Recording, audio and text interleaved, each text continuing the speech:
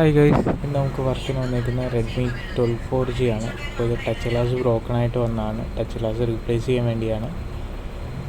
അപ്പോൾ ടച്ചും കാര്യങ്ങളെല്ലാം almost working ആണ്. അപ്പോൾ നമ്മൾ ബാക്ക് പാനൽ അഴിച്ചു തുടങ്ങുകയാണ്. ബാക്ക് പാനലിലെ സ്ക്രൂസ് എല്ലാം നമ്മൾ അഴിക്കുകയാണ്.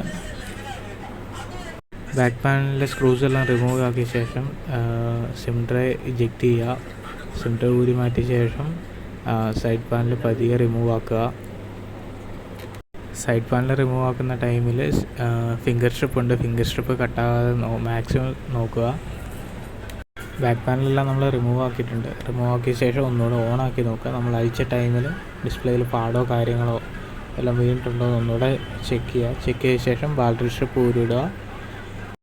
അത് കഴിഞ്ഞ് നമ്മൾ ഹീറ്റ് ചെയ്യാൻ വെക്കുകയാണ്. ഡിസ്പ്ലേ ഹീറ്റ് ചെയ്ത് അഴിക്കാൻ വേണ്ടിയാണ്. ബാറ്ററിയിൽ നല്ല ഗമ്മായതുകൊണ്ട് തന്നെ ബാറ്ററി ഉൾപ്പെടെയാണ് നമ്മൾ വെച്ചത്.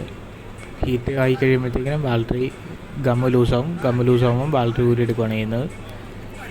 അതിനുശേഷം നമ്മൾ ഡിസ്പ്ലേ സെപ്പറേറ്റ് ചെയ്തിട്ട് ഗമ്മെല്ലാം ക്ലീൻ ചെയ്യുകയാണ്. ഡിസ്പ്ലേയിൽ നല്ല ഗമ്മ് ക്ലീൻ ചെയ്തു. ഡിസ്പ്ലേ ഒന്നുകൂടെ ചെക്ക് ചെയ്ത ശേഷം നമ്മളത് ഗമ്മ് തേച്ച് സെൻട്രൽ പാനലിൽ ഫിക്സ് ചെയ്യുകയാണ്.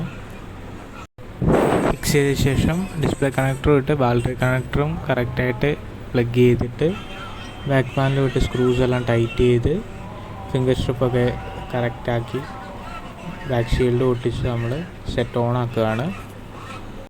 സെറ്റപ്പ് ഓണായി വന്നിട്ടുണ്ട്.